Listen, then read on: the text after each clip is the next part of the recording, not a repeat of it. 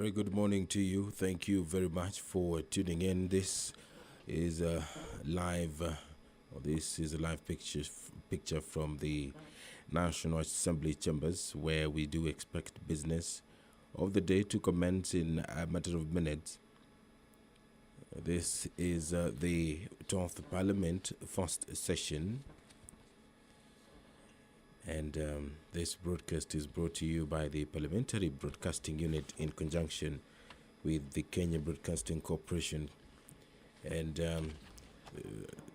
this morning there will be two motions which will be debated before this very House. But before we get to that, yesterday the House did make some important they did transact important business yesterday, where the members to the Committee on Selection were appointed, and that particular committee is responsible for the nomination of members to serve in committees, serve for the membership of the House Business Committee and Committee on Appointments. That is a courtesy of the standing orders. The Honorable Member Jimmy Angwenyi was appointed to that committee. The Honorable Benjamin Washiali, the Honorable Jude Njomo, the Honorable Beatrice Nkatha Nyaga, the Honorable Khatib Mwashitani, the Honorable Faith Wairimu Gitau, the Honorable David Posing, the Honorable David Olensan Kok, the Honorable William Chepkut, the Honorable Gladwell Chesire Cheriot, the Honorable John Kiari, the Honorable William Kipkemoi Kisang, the Honorable Junet Sheikh Nu Mohammed, the Honorable Florence Mwikali Mutua, the Honorable Nicholas Tindi Mwale, and the Honorable Dr. Benson Makali Mulu, as well as Honorable Owen Baya and Mohammed Ahmed Abdisalan Ibrahim, and the Honorable Catherine Wambilianga. Those are the members whose names were approved to form the Committee on Selection, and that particular committee gets down to business so that the House can have appointments made to different committees which are vital when it comes to matters oversight. Those particular committees are expected, once appointed, to also get down to business so that they can conduct business which is required of the National Assembly. This morning there will be a motion on the introduction of compulsory tree planting in all learning institutions and individual households. That particular motion will be moved by the Honorable Member William Chepkut Chirchir.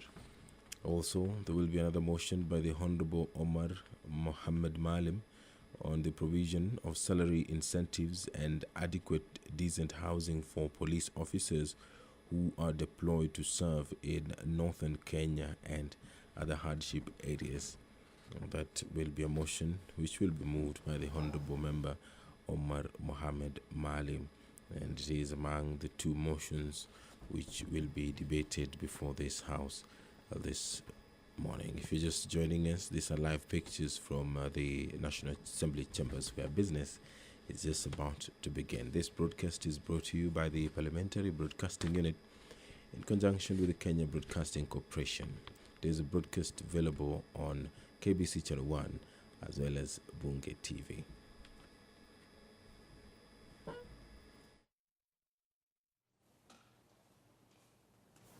Assembled and grants us that we treat and consider all matters that come under their deliberation in so just and faithful manner as to promote your honor and glory, and to advance the peace, prosperity, and welfare of the country and of those whose interests you have committed in our church. Amen.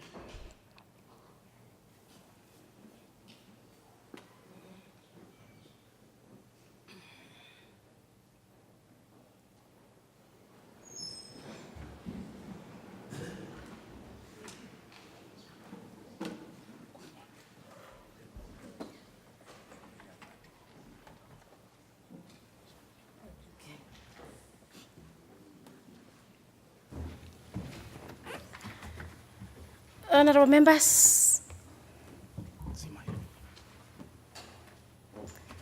I order that we do ring the division bell to ensure that we have the right quorum for us to be able to start business of the day.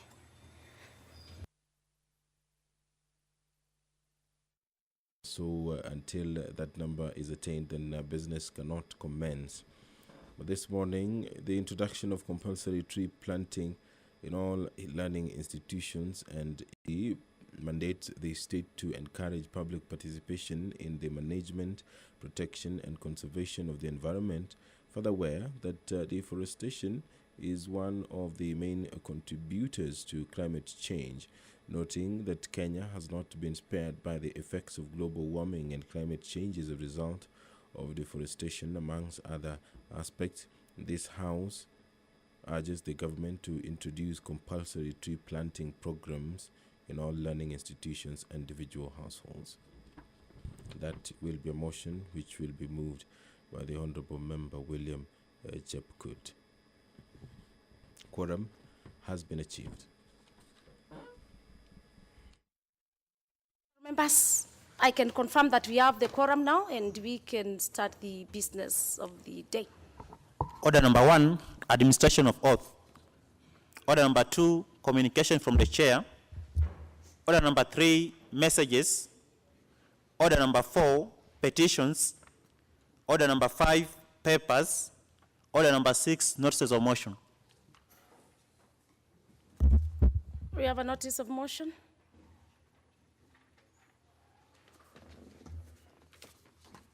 The first one is by the Honorable William Chepkut.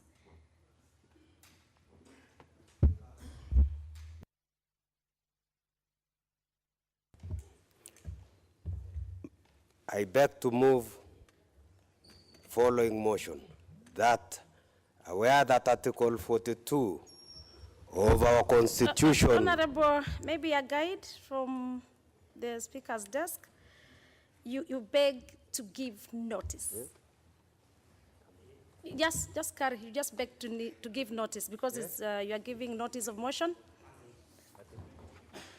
Because this is a house of rules, a house of answered. To move the following motion. To give a notice. Notice. Okay. That aware that Article 42 of our constitutions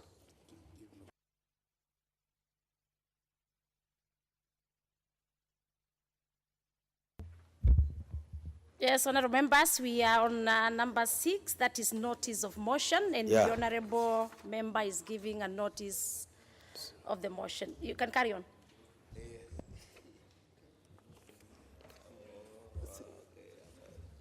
That that aware that Article 42, is it this one or athletics? Okay. That aware that Kenya has excelled the sports in the world, particularly athletics. Further aware that most sportsmen and women participate as national representatives at the local and international stages, while still very young, inexperienced, and with little income, deeply concerned that despite bringing glory and acknowledgement to the country over the years, there has been minimal short and long-term recognition, rewards from the government. Further concerned that many of the sports persons often retire in abject poverty due to, among others, lack of or support and poor financial and personal management skills. Cognizant of the fact that reward and establishment of a fund could, among other things, provide supportive means of sports persons upon retirement. This House urges the government to establish an athletics remuneration and endowment fund for purposes of pooling resources for rewarding and supporting sports person. Thank you. Very well, very well. Let's give it a notice of motion. We go to the other, on the same order, number 6, the notice of motion by the Honorable Walter Owino, Member of Parliament. Thank you, Madam Speaker. I beg to give notice of the following motion. That aware that sugarcane production in the country has declined significantly in the past few years due to the numerous problems facing the sector, including high cost of sugar production, cane poaching, low productivity, and heavy indebtedness of the publicly owned sugar milling plants, imprudent business decisions, and corruption, concerned that the drop in the sugarcane production has resulted in shortage as well as high cost of sugar in the country, noting that traditionally the Kenyan cane growing model has operated on an outgrowers model whereby farmers are supported to grow cane on their farms, and in turn they are expected to supply the cane to the millers who facilitated cane development where the cost is recovered. Further noting that in practice is to ensure supply contracts are provided as proof of availability and adequacy of sugarcane supply and adhered to as precondition for licensing of cane millers, and the contractual agreements by both millers and farmers are honored. Thank you, Madam Speaker. Very well.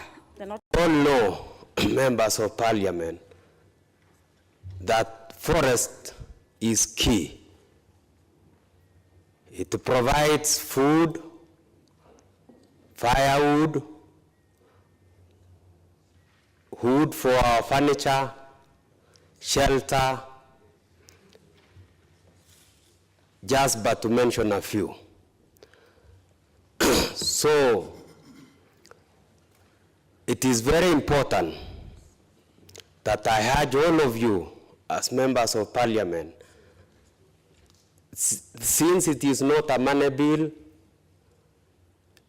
let's pass this motion so that all pupils in schools, students, teachers,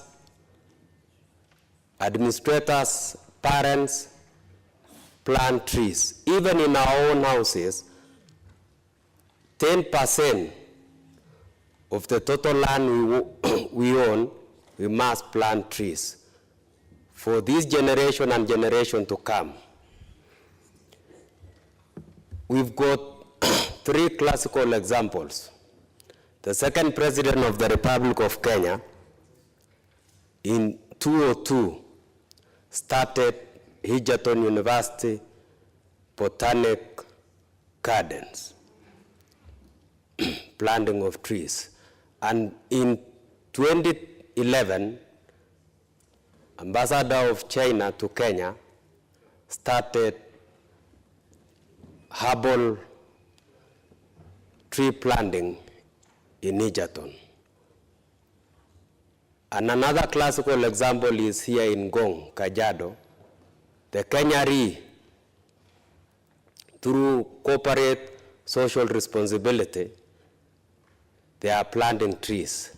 I'm urging members of Parliament that our institutions such as NYS, Kenya Army, when there is peace, let them go and plant trees in our forest.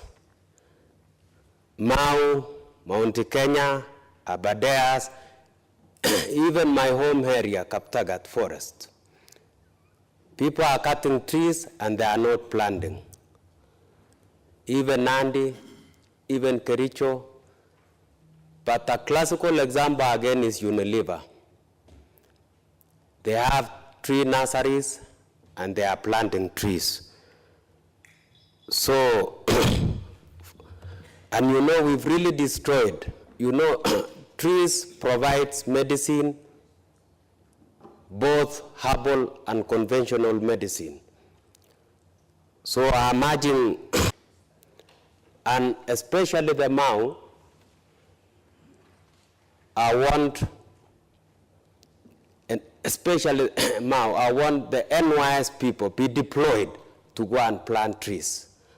And Kenya Forest Services, there was Forest Act of 2005 that mandates the management and conservation of forests in our country. I want us to move with speed, and as members of parliament, I want the Kenya Forest Services plant trees, because you can see Reply are cutting trees, making a lot of money, and they are not planting. And I want bamboo be planted in our forest, and in our homes. I want our school children, our parents, and all of us, we plant 10% of the land we own.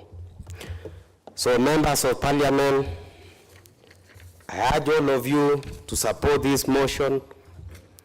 And Honorable Speaker, with those few remarks, I beg to move and request the member of Pamachoge, Parabu constituency, Honorable Professor Sadok Ogut, to second the motion. Thank you, Madam Speaker, and God bless you.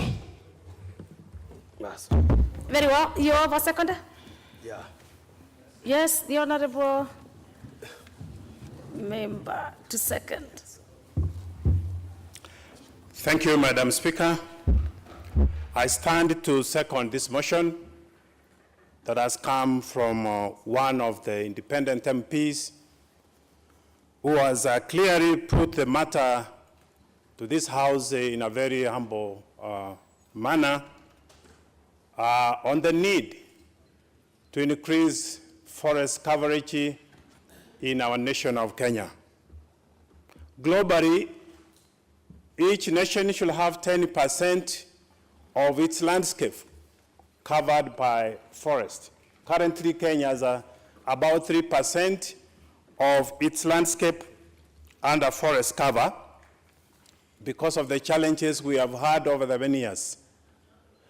Now that we do not have space to increase tree planting in forests, I think we are left with very few options, and the learning institutions, individual farmers become the better option as we stay to handle reclaiming land that has been lost to agricultural activities through illegal means.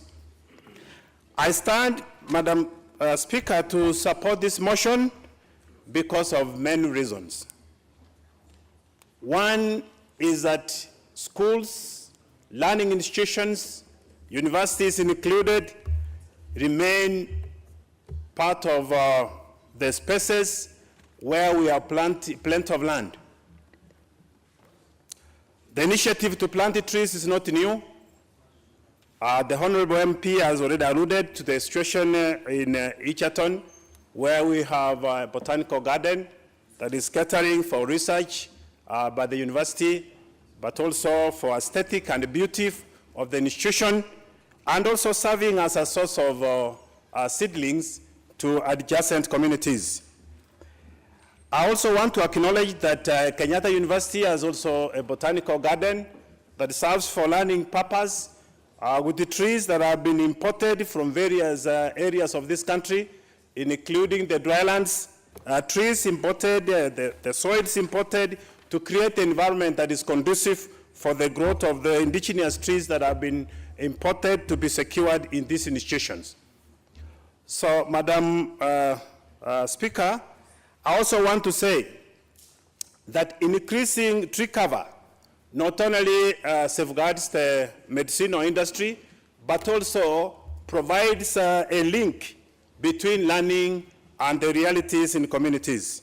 Our students, our pupils, when they engage themselves in tree planting, they develop a sense of ownership and a sense of likeness on environmental matters and conservation. We want to leave a generation that respects the environment.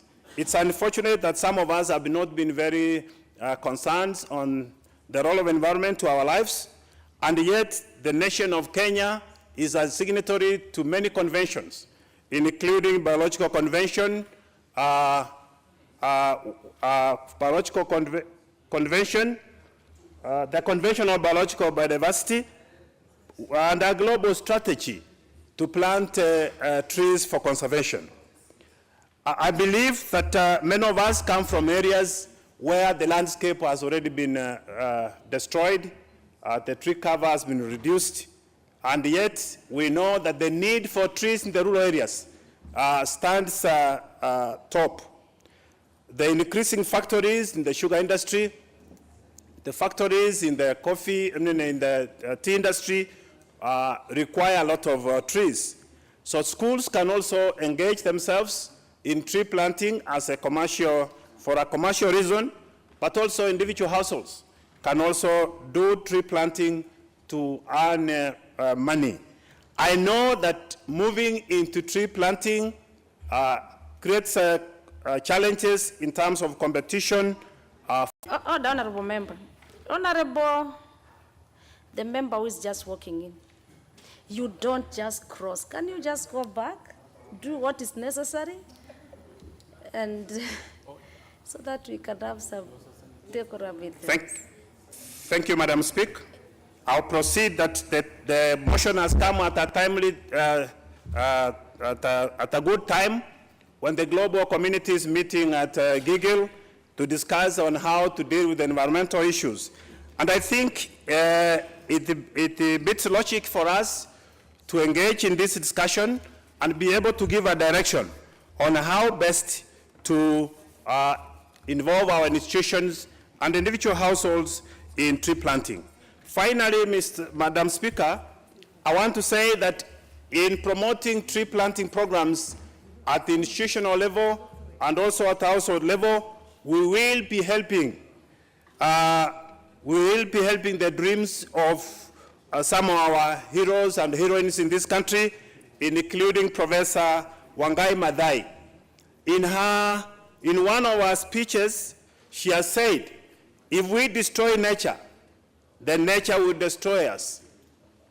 And I want to say that in a lecture in Oslo some time back, she noted that the significant role the youth can play in the environment cannot be questioned. I quote, "To the young people I say, you are a gift to your communities and indeed the world. You are our hope and our future."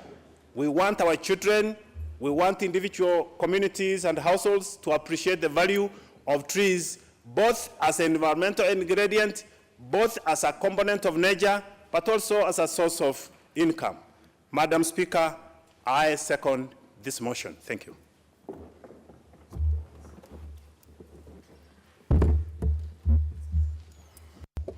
Order, members. Order. Honorable member, when the speaker is upstanding, you freeze. Professor, thank you. I propose the question, which is that aware that Article 42 of our Constitution accords every person the right to a clean and healthy environment, and that Article 69(1)(d) mandates the state to encourage public participation in the management, protection, and conservation of the environment.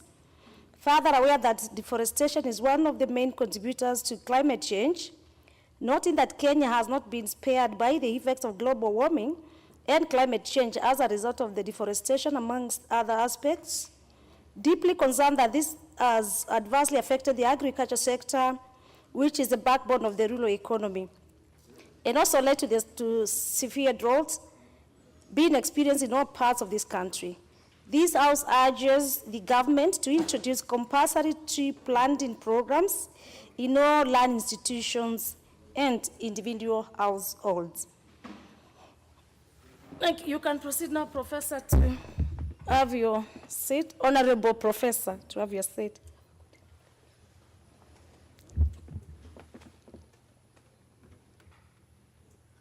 The first one is the leader of minority. I'm not seeing you. You know, you have a period in speaking.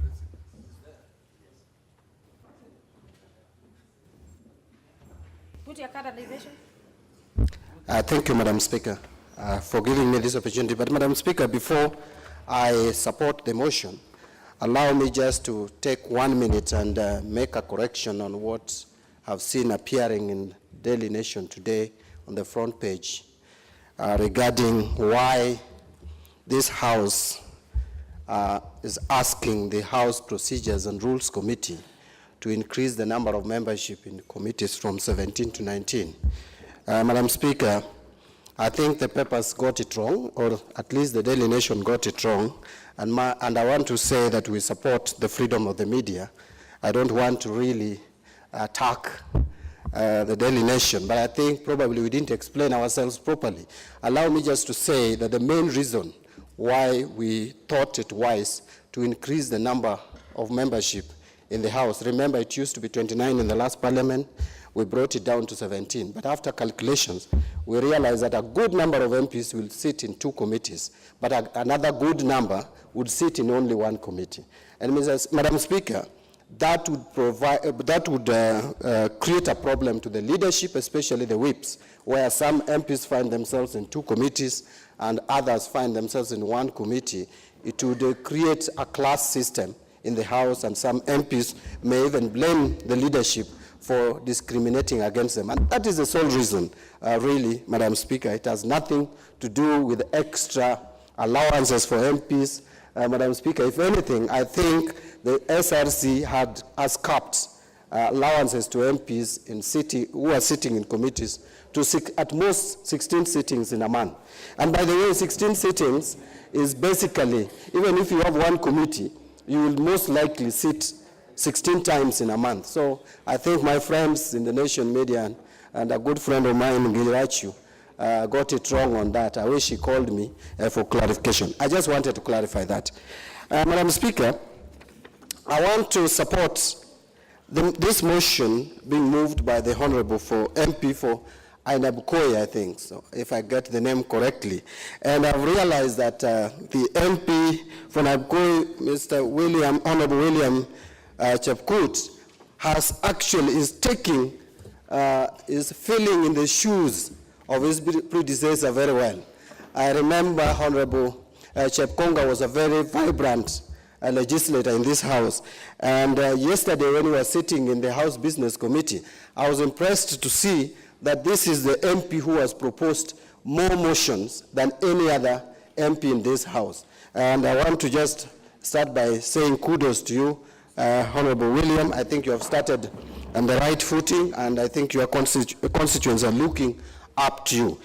But more importantly, the motion, the quality of the motion that you brought this morning needs the support of all of us. I think the weather changes that we have seen in this country, the reduced rainfall that we see in this country, is directly attributable to the reduction in the forest cover that has been systematic since independence to date.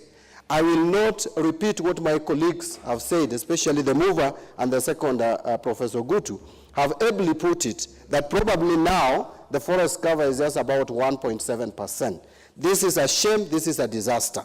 And I think as a country, we really need to ask ourselves fundamentally why we are killing ourselves and the future generations. Because when you destroy the environment, you destroy the forest cover, definitely you are creating a danger to the future generation of this country. And the future generation will hold us accountable and responsible. We may not be there, but they will blame us. And I want to say that none of us would want to see their descendants suffering because of some of the mistakes that we made. Madam Speaker, I support fully that probably one of the steps that we need to take is to encourage our institutions, and there is no better starting point than our learning institutions. That we could start encouraging our learning institutions and even make it compulsory for each and every school. We give minimum number of trees that should be in a primary school, that should be in a secondary school, that should be in a technical training institute of any other college, universities, so that in every learning institution and all other public institutions, we need to put it as a policy in our public institutions, starting even with Parliament, Madam Speaker. We need to find a way of ensuring that there is some forest cover in Parliament, so that all the institutions in the country, if we have some minimum percentage of forest cover in our institutions, it will go a step forward in realizing the desired forest cover that we need. So, Madam Speaker, I support fully that we need to encourage these public institutions. We can also encourage households. I don't know whether it is necessary to make it compulsory, because again, we want Kenyans to enjoy their freedom.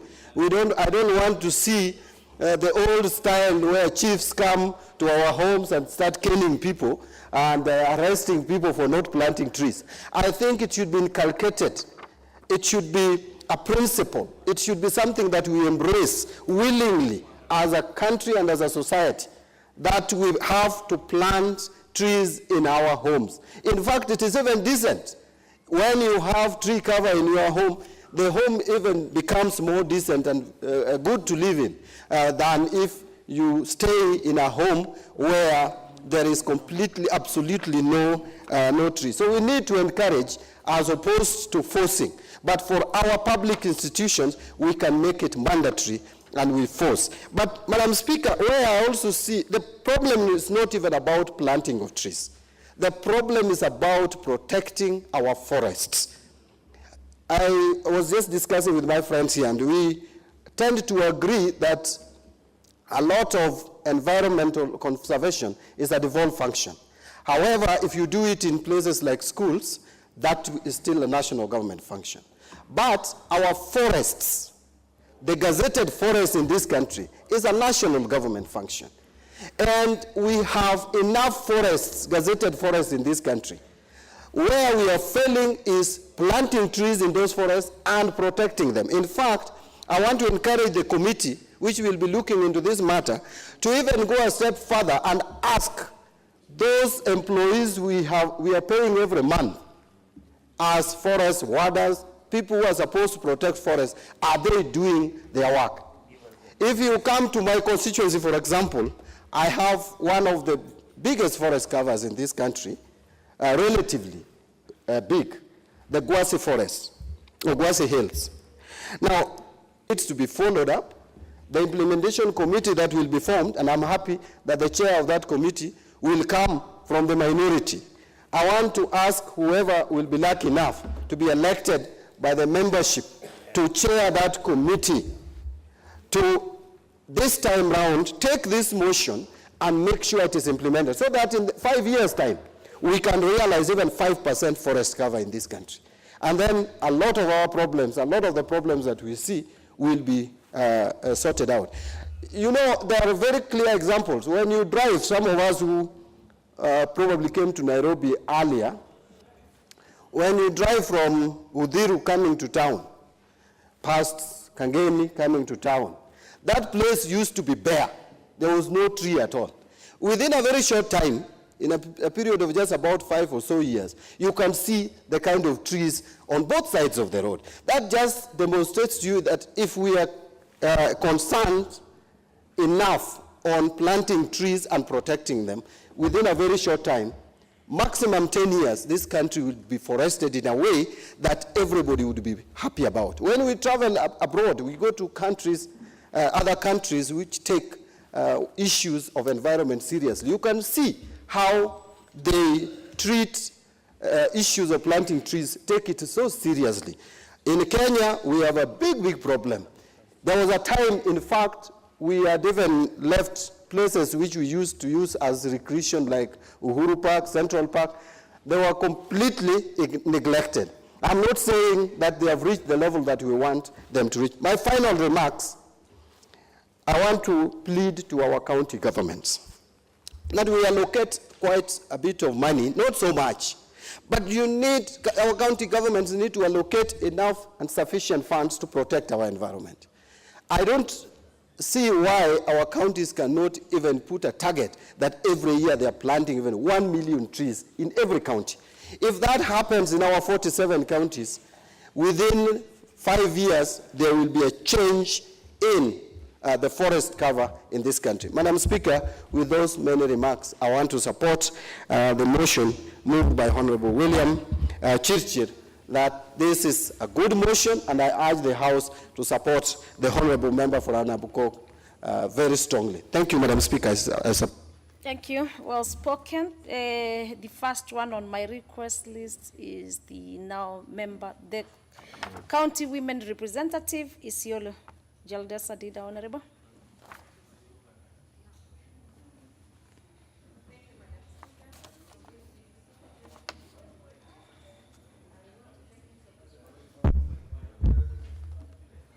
Give him the mic. You are not on mic.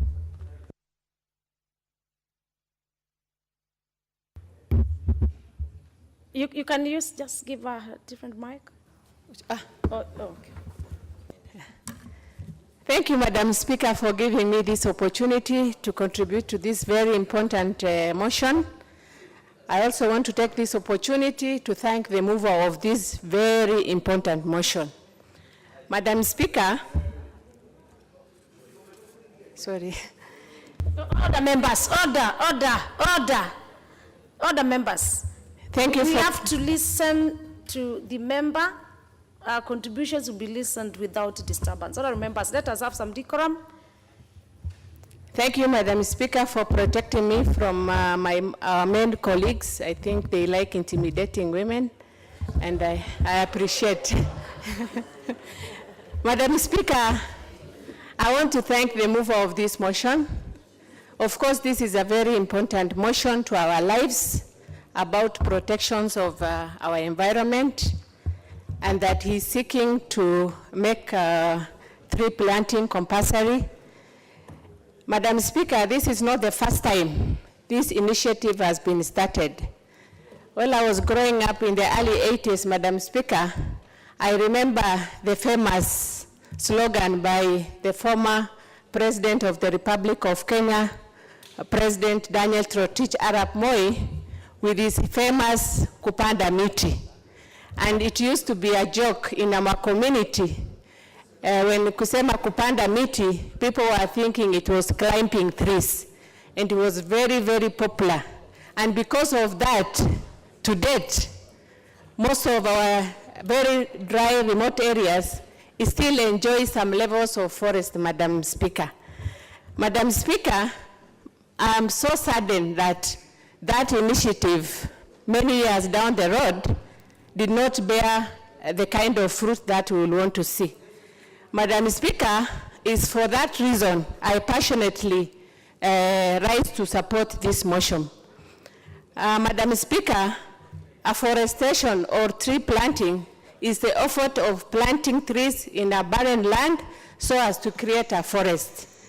Madam Speaker, our earth has been constantly trying to cope with the ways in which human beings use our natural resources, such as trees, to clear forest land for development, which is given undue attention than the importance that the tree brings to our lives.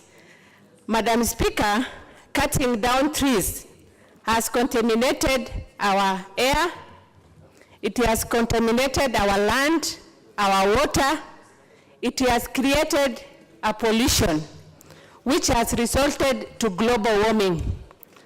Madam Speaker, the impact of global warming cannot be overemphasized.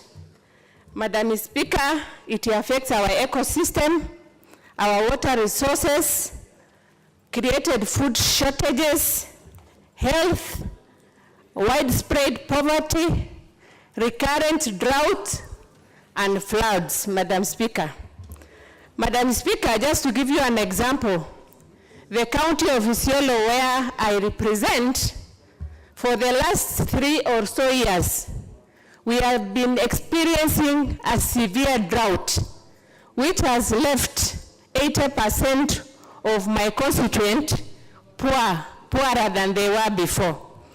Madam Speaker, just towards the end of this year, we lost over close to 10,000 head of cattle, which is the main source of livelihood for my community, Madam Speaker.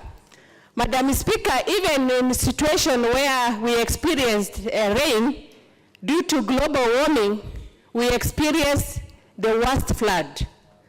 The Wasonyiro River busted this bank the other day and displaced over 1,800 people in my constituency of Isiolo North. Madam Speaker, it's for that reason that we feel strongly that if we had enough trees, it will have controlled the impact of flood, Madam Speaker. Again, Madam Speaker, the importance of forestation cannot be overemphasized. It helps resolve the impact of climate change, as I've just explained. It prevents soil erosion. It also beautifies the environment, Madam Speaker. Therefore, Madam Speaker, I will not only support the fact that we make it a compulsory. Madam Speaker, we should even go further and think of how to ensure that it be. Like I remember during those Moi days, when we were in school, if you planted a tree and your tree grew, you were given more milk, that milk of Nyayo, than the others. In a homestead where they plant enough trees, Madam Speaker, I want to echo the contribution of the minority leader when he said that the departments, especially the forest, needed to take their responsibilities more serious. I think if we did that, we will not have talked about afforestation at this level. Therefore, Madam Speaker, with those few remarks, I beg to support. Thank you. Thank you. The Honorable Member for Igembe Central. Igembe Central. I encourage the members who have not made their maiden speech. I encourage the members who have not made their maiden speech. We are many in the House, more than 349. You can imagine in a day, if we give 10 minutes, how many members will speak in a session? So if I can have your names on the intervention. Yes, the Honorable Member for... Thank you, Madam. Thank you, Madam Speaker, for giving me this opportunity to contribute to this motion. As I stand, Madam Speaker, I support the motion as read by my colleague, Honorable William Chepkuti. And Madam Speaker, I remember in the 11th Parliament, we had a similar motion, despite that it was not in the same wordings, and each and every speaker was we were overemphasizing the need to do afforestation in our country, Madam Speaker. Madam Speaker, trees have been destroyed wantonly by human beings because of the growing populations. But Madam Speaker, I strongly believe we have got mechanisms and technology to revamp our forests, but this one has gone unhindered and it has not been emphasized, Madam Speaker. Madam Speaker, I feel tormented, I feel disgusted when just a motion is brought in this House, whereas we have got Kenya Forest Services officers who are running up and down in very big vehicles in this country. They've got very big offices, but they do very little to conserve the forests which we have. Madam Speaker, I was born next to Nyambene Forest in Meru County. When I was a young boy, if you entered that forest, you could not see the sunshine because of the canopy there. But today, it's just like a playing ground. It's like Nyayo or Kasarani Stadium. And we have got officers who are housed there They have got a vehicle, they have got guns, they go around the forest every now and then. But the best thing they do is wanton destruction of those forests, working in cahoots with their seniors, and using the local community to destroy our forests. Every night you see lorries and tons of lorries driving out of the forest carrying firewood and timber. But the nurseries which were there when we were young, they are already destroyed, Madam Speaker. This is a wake-up call from this house now to the ministry concerned that they should encourage tree planting and conserve the trees which are already there. Because even if we go planting trees in schools and other institutions, like it has been said, which I really support, but we continue destroying our indigenous trees, Madam Speaker, we will be doing nothing. Therefore, it should be a double-edged exercise whereby the ministry ensures that at least we replace all the trees which have been cut. Either they have died naturally or they have been cut tenfold every year. And even put punitive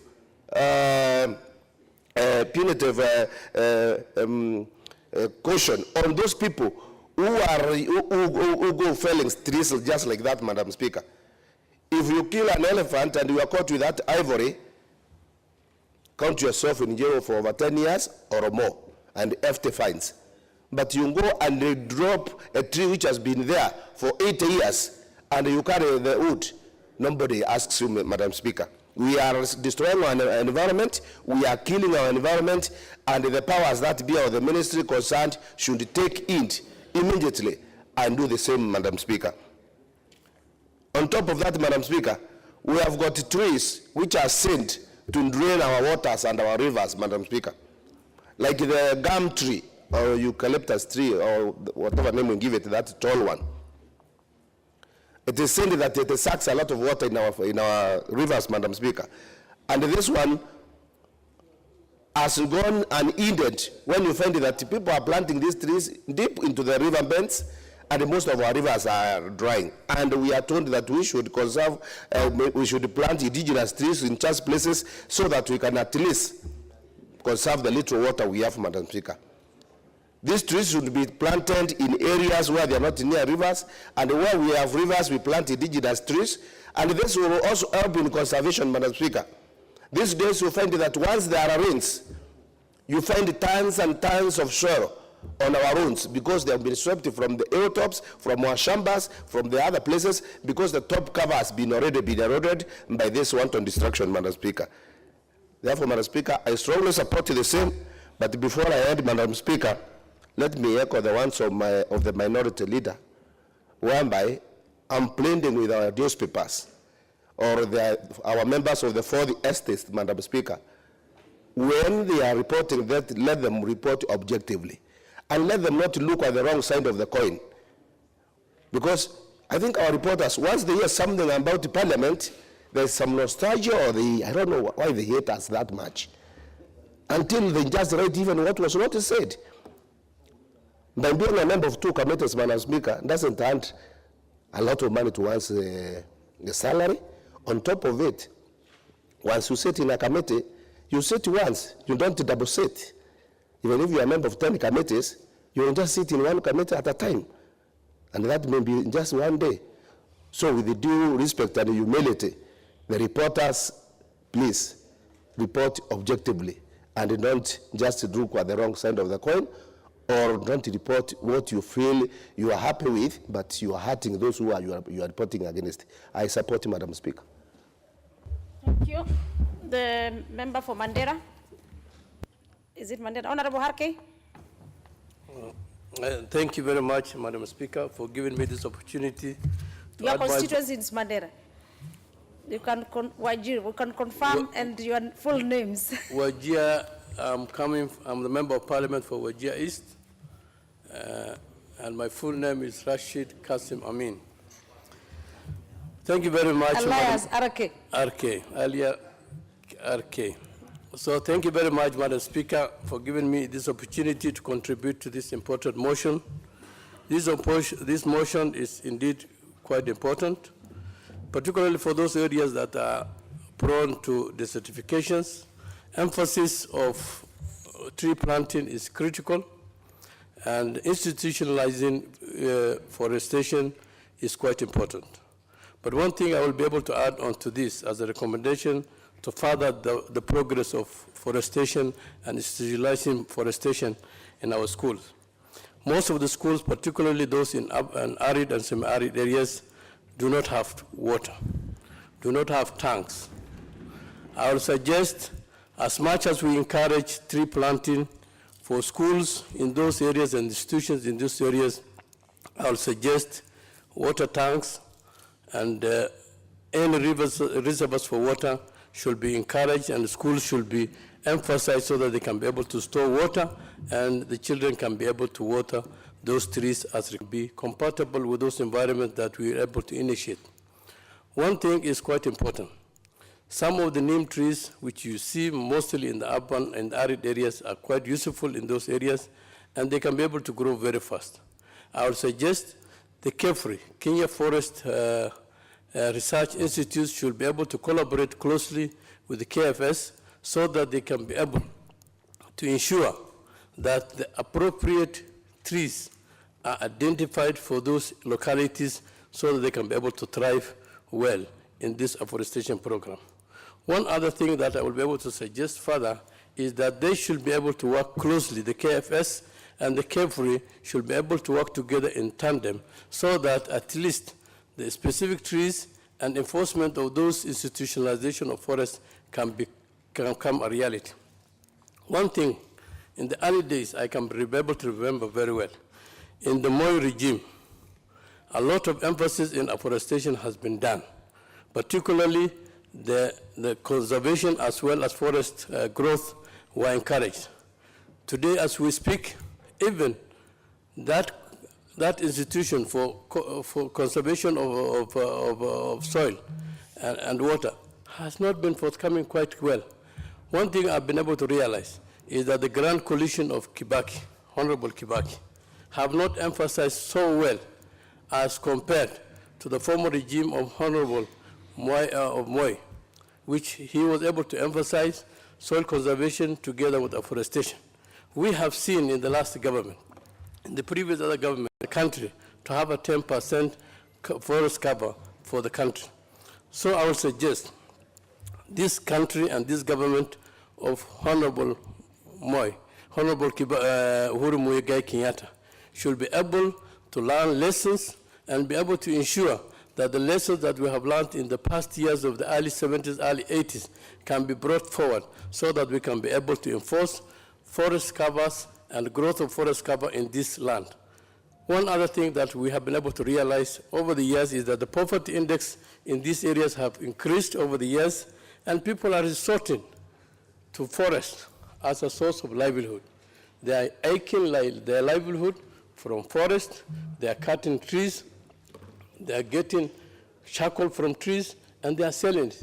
They should be able to have an elaborate poverty reduction strategies so that people do not be able to resort to other livelihood sources of trees. So these are issues that we need to put forward as a recommendation, particularly to the implementation committee, so that we can be able to advance this motion from an actual motion to a motion that can be able to elaborate and key indicators for growth so that we can be able to realize an initial increase of forest cover to up to 10%. Thank you very much, Madam Speaker. Well spoken. Other members, those who have amendments can approach the clerk's desk, and also the owner of the motion, the Honorable William Chipkut Chirchir, for the same. The Honorable Member for Seme, Nikal Wabura.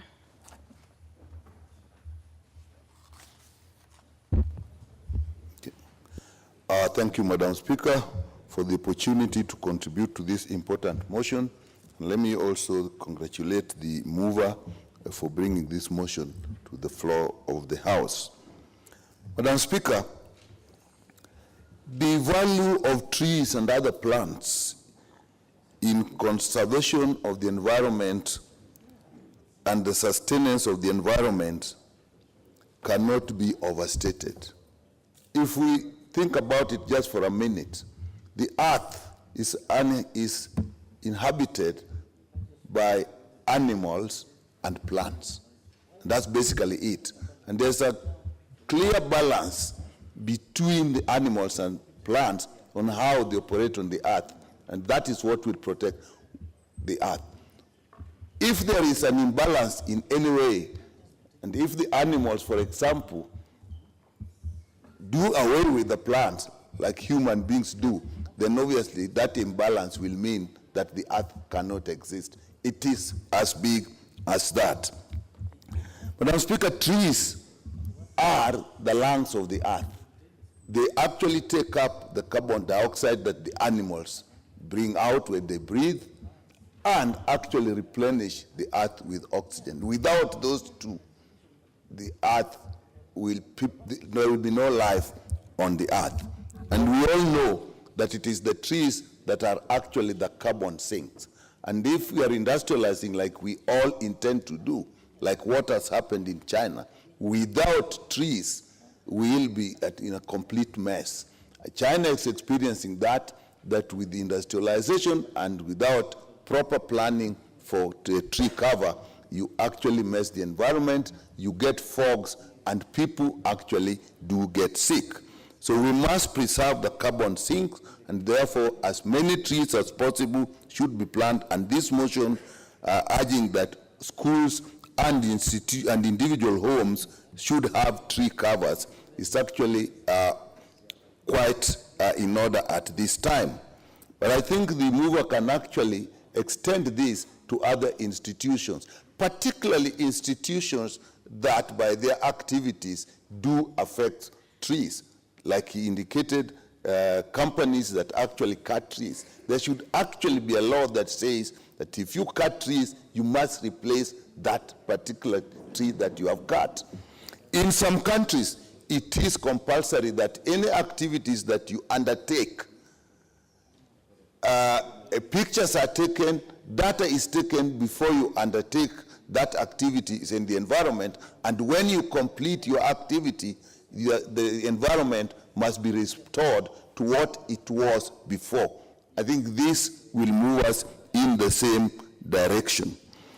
Madam Speaker, it is obvious that the climate change that we are all worried about is basically because of the balance of vegetation or trees and that of animals, the fauna.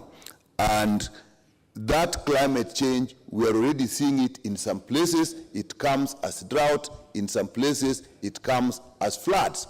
Because if there is no vegetation cover, when the rains come, then obviously the water will run back to the ocean in the fastest way possible, and it will come through floods, and it will not be conserved.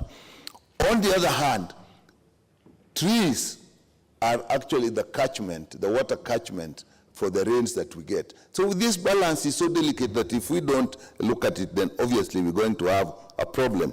And we know areas, we've just had the Mau issue where there is very clear deforestation, and it is actually being seen what is happening along the rivers, in the rivers that are fed by Mau, or for which Mau is the catchment area.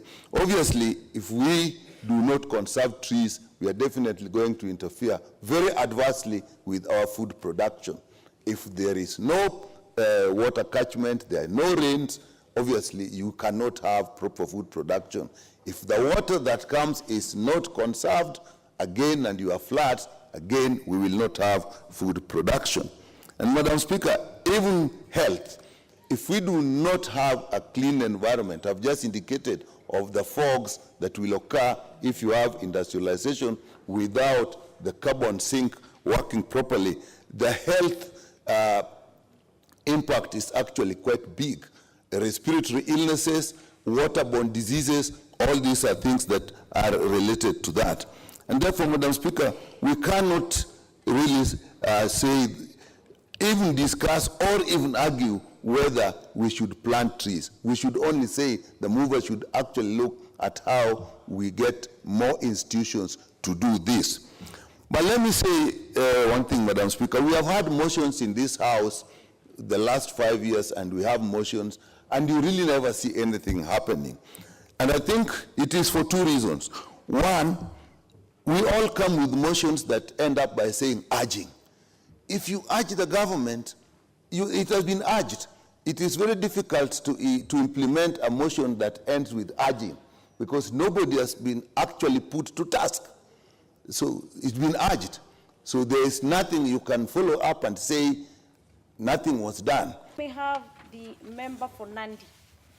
Nandi Women Representative, Tum Chebet.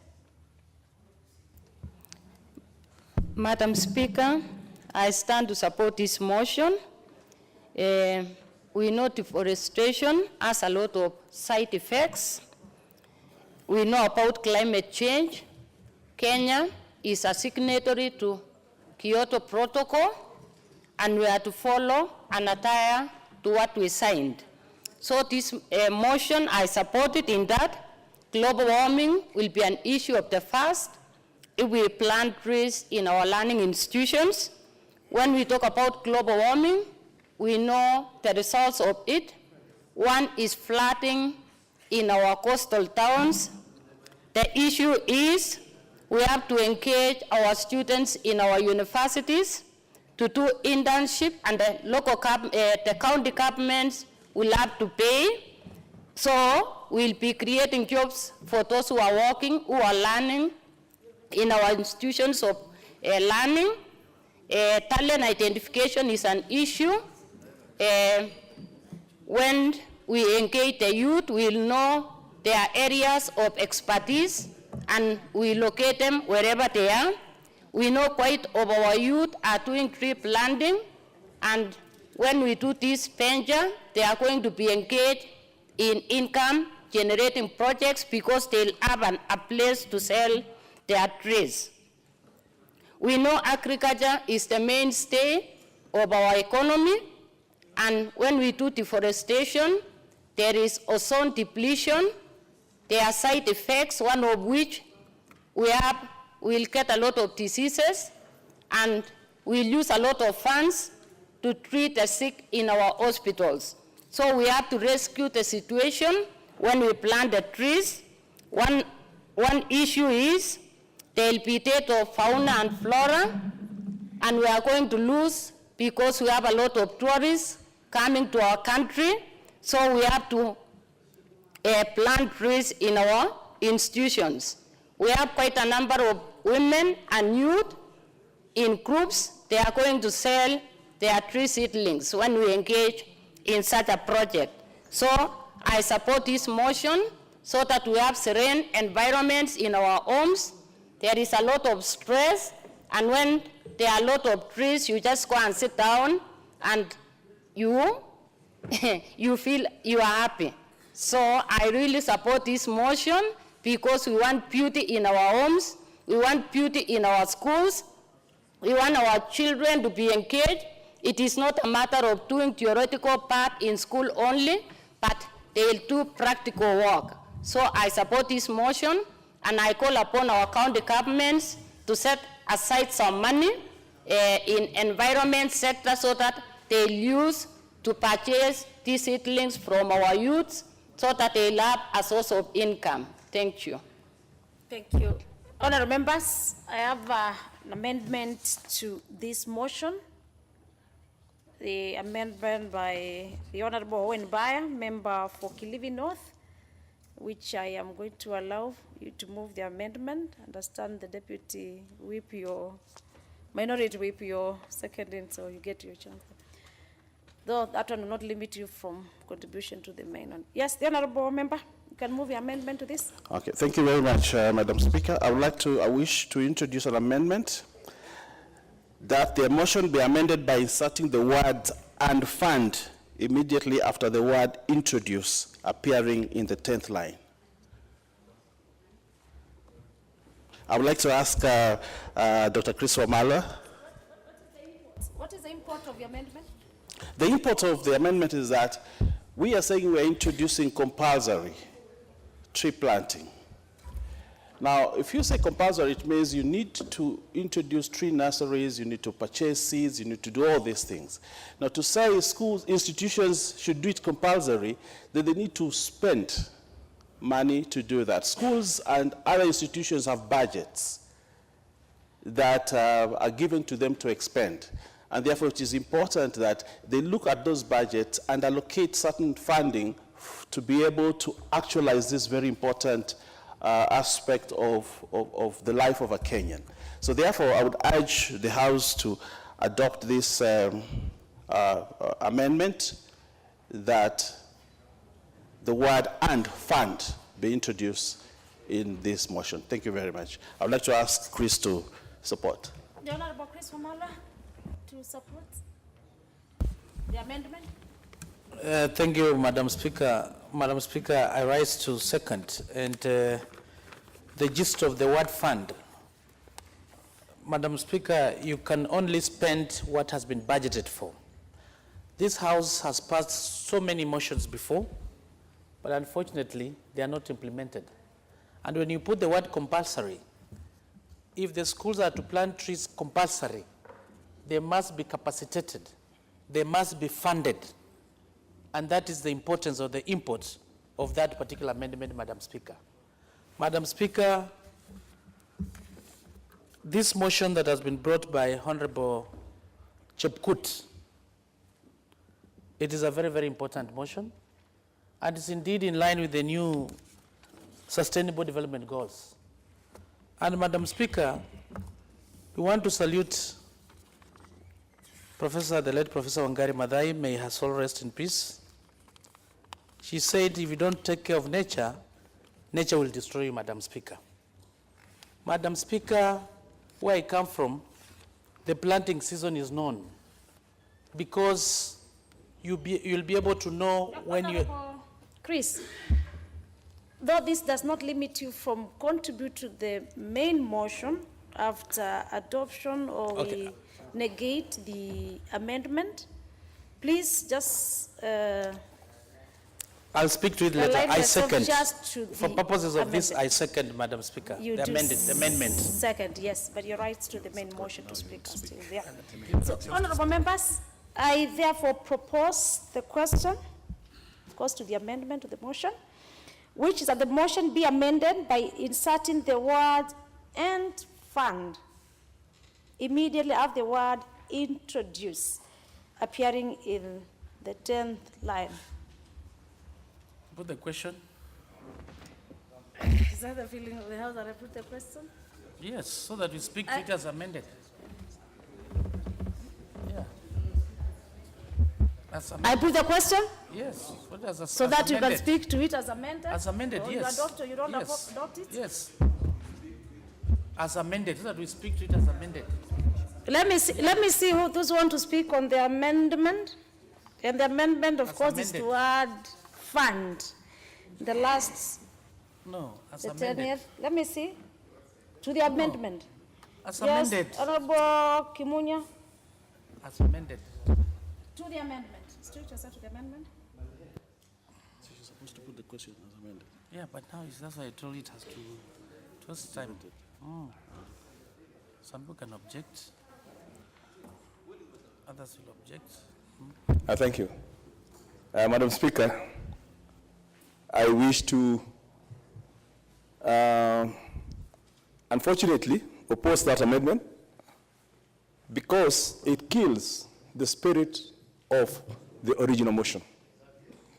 The original motion is very clear that the government to introduce tree planting in learning institutions and households. Immediately you say, to raise a fund, you're now forcing the government, you are limiting the motion to introduce and fund. So nobody else should be funding it, right? You're closing the gap, the door and the window for other people to fund tree planting in those learning institutions and in households, including the owners of those households. And you're limiting it to the government, right? The motion was already good. It does not stop the government from funding, because the government cannot introduce e-learning institutions which are owned by the government and not provided for funding. In any case, it's this house that provides funding for an allocation of money, including within your CDF, you have up to 2% that can be used for environmental purposes, including those learning institutions. So let's not kill a good motion that is well intended to promote tree planting in institutions and households by forcing it and limiting it to be funded by the government. Because I'm not even sure that we can actually commit, introduce motions that have monetary implications without, first of all, even figuring out where that money will come from. Because then the motion will be dead ab initio, right? And the spirit is to actually get that it's compulsory tree planting in all these institutions, and then once we have that, let's then come to this house. We are the ones doing the budget. Then you can allocate how much do we allocate through CDF, how much goes through the school systems, how do we enable households, yeah, to plant their trees. But when you now limit it to fund, introduce and fund, you close the door to others. Madam Speaker, with those few remarks, I hope I've been clear enough. I beg to oppose, and I would wish that the mover of that amendment reconsiders that amendment so that we go back to the motion in its original, very elaborate state.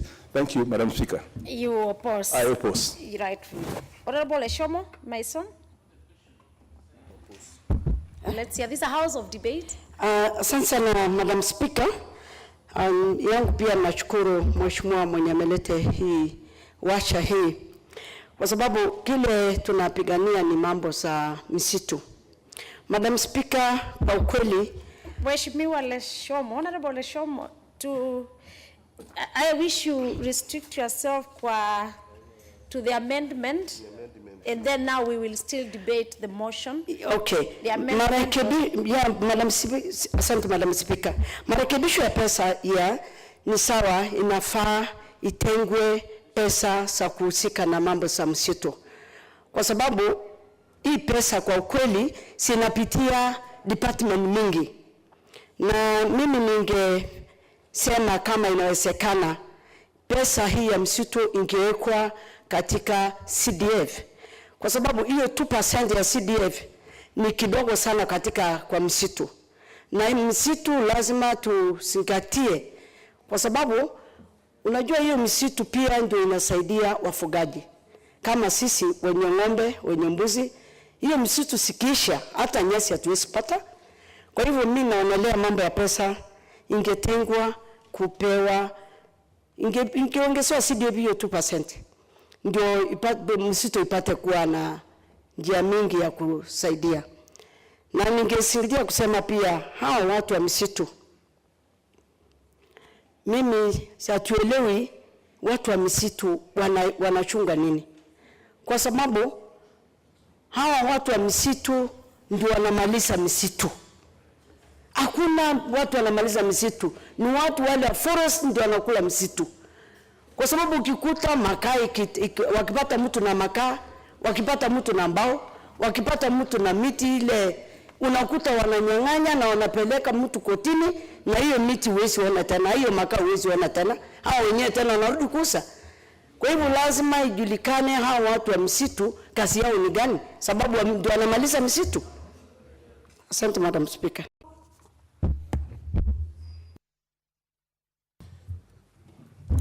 Thank you very much, Madam Speaker, and I rise to oppose and totally oppose the amendment. To oppose? Yes, because if we introduce the amendment that we shall be funding, as Honorable Kimunya has just said, is that then we'll restrict ourselves to planting trees only in schools, because government cannot be able to fund homes, government cannot be able to fund institutions which are private, like private companies that get their raw material from the forest, and we are targeting such institutions.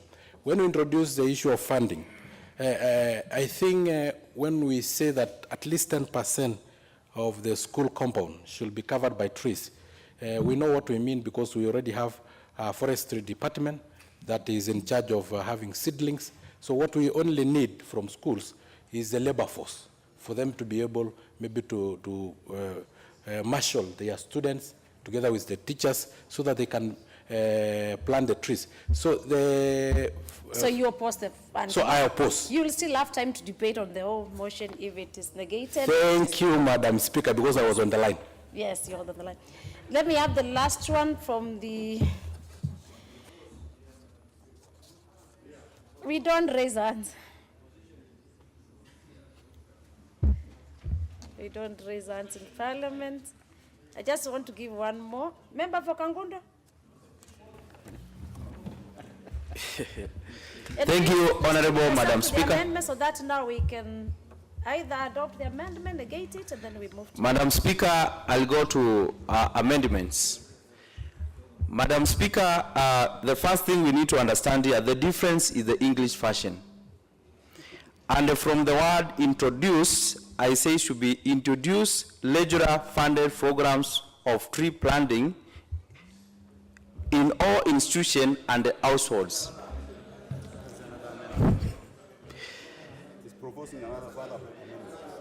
I'm proposing a further in additional amendments because we are in amendments.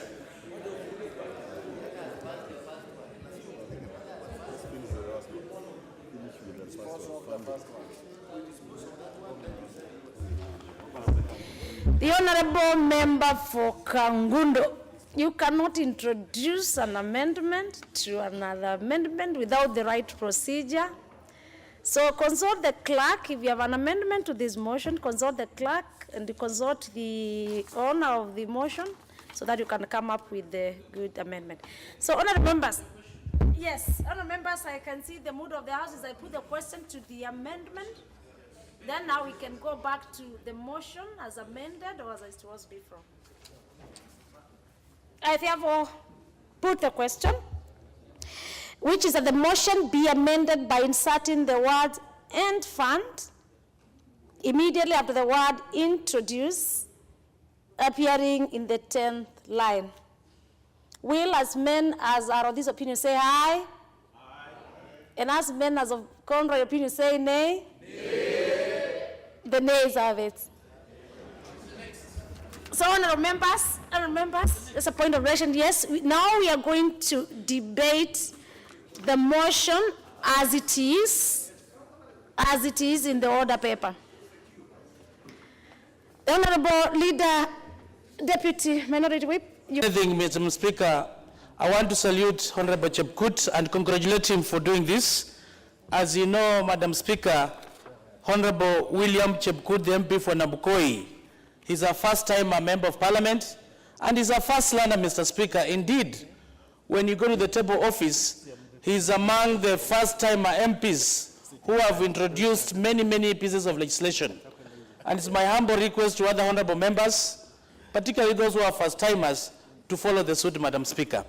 Madam Speaker, the people of Nabukoi, I want to tell them they never made a mistake. I know the former chair of the Justice and Legal, Honorable Chepkonga, was a very active member of Parliament. As a matter of fact, he was number 2 to me. When I was rated the best, he was rated the second to me, Madam Speaker. And I can see Honorable Chepkut following suit, Madam Speaker. Madam Speaker, the motion at hand is very, very important. This is because it is taking care of tomorrow. And before I say anything, I want to quote the famous words of Abraham Lincoln. Abraham Lincoln, Madam Speaker, was the 16th President of the United States. And he said this: you cannot escape the responsibility of tomorrow by evading it today. It is our responsibility for us to preserve tomorrow by following these steps of supporting this motion. Madam Speaker, when you were growing up under the Nyayo era, we used to hear, you cut one tree, you plant 2 trees, Madam Speaker. We used to hear good policies like Monyoko wa Udongo. If we don't preserve the environment today, tomorrow, Madam Speaker, the environment is indeed going to destroy us. Madam Speaker, the recommended percentage of forests in this country is supposed to be 10%. At the moment, Madam Speaker, it is very shameful we are doing 2%. Where is the ministry? Where is the Kenya Forestry Service? It is the responsibility of KFS, Madam Speaker, as per the statute, to provide the seedlings even in schools so that people can plant the trees, Madam Speaker. This house, Madam Speaker, is a budget-making house. And when you look at this motion, the way it's been outlined clearly here by the mover and the seconder, you realize now we are going to the right route, Madam Speaker. If you look at the Millennium Development Goals the way they were, if you look at the current Sustainable Development Goals, the emphasis, Madam Speaker, is on environment, is on climate change. The head of the Catholic Church, Madam Speaker, the Pope Francis, when he was here, he had, and he is very passionate about the environment because it plays a critical role for tomorrow. And that's why as legislators, we must put pieces of legislation in place to be assured of our tomorrow, Madam Speaker. Madam Speaker, this House has been passing laws, but these laws are not implemented. Parliament cannot legislate in vain. A motion like this, Madam Speaker, must be implemented to the letter. I want to thank the former, the 11th Parliament. We changed the standing orders, and I can see a person coming to the, or I wait for the Speaker to. Thank you, Madam Speaker. You know, Madam Speaker, you are the chair of the implementation committee in the last Parliament. I didn't know you were coming to that seat, but we know very well the challenges we had when it came to implementing this. And it's good that it's coming to the opposition, because maybe at that time when you're on the government side, implementing this resolution of Parliament was difficult for you. And you'll agree with me, you had a lot of challenges. We were passing legislations, we were passing motions, but they were not being implemented by the executive. But now that the chair is going to come from the opposition, and I saw Honorable Nyonga smiling here, because he says he wants to be the chair of that implementation committee. We must ensure that whatever Parliament passes, it must be implemented to the letter. And they should start with this motion, because I'm very sure this motion is going to pass. I don't expect any honorable member to wake up and say he opposes this, including Honorable Sambu. Honorable Sambu is my elder, and you know where he represents Pan Paper. And for Pan Paper to survive, you must have trees, Honorable Sambu, you know that. So it is indeed important for that Pan Paper to continue working optimally. Trees must be planted. And it's key that we must base this motion to be assured of the good environment tomorrow. We know forests play a critical role as far as the ecosystem is concerned, as far as the rain system is concerned. So it is indeed key that even the Committee on Environment to follow up to the letter that as we pass this, the challenge which is in implementation. Madam Speaker, I want to say something about Mao Forest. Mao Forest, Madam Speaker, we know very well, it is the one that feeds Nairobi as far as the rain is concerned. When you go to different areas of this city, some areas there's that issue of rationing water. And they're doing the rationing because the water we are getting is not enough.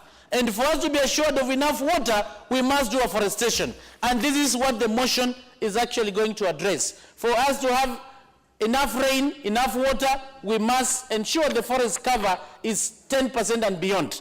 I remember some times back when I was growing up, Madam Speaker, I used to hear something called, by the year 2000, water for all. Today, we are almost 2020, but we are not assured of the water for all. Water is only assured for the few, Madam Speaker. And we know in the Bill of Rights, we are assured to this access to water. For us to ensure this motion is going to play a very, very critical role. Where I come from, Madam Speaker, we feed this nation that is in Trans Nzoia County, but when you look at the rain, the way it comes, the way it goes, actually the trend is changing. Our forefathers, Madam Speaker, they used to know a specific time frame where they plow, and they know rains will be coming a certain month. You can be able to extrapolate and know by April or by March we are going to have rains. But of late, Madam Speaker, the trend has changed. You prepare your fields very well for planting. Coming that month, there's no rain. It's not accurate the way it was. We have some aspects of climate change. And these changes are arising as a result of the reduction of forests in this country, Madam Speaker. Madam Speaker, when you look at When you look at the issue of where we should go to December, when the people have harvested, they have plenty of their foods, the climate is very good, which is going to be very conducive to that particular time of voting. And again, by precedence, it's been set. It will not even affect the calendar system of education, Madam Speaker. You know very well this time, the examinations were affected because of the elections. And that's why when we say we want to change this back to December, honorable members, it's because of the traditions and it's because of the merits that are there. Madam Speaker, I read today's paper, and it was said that honorable members are putting themselves into committees for purposes of increasing money in their pockets. This is very shameful, Madam Speaker.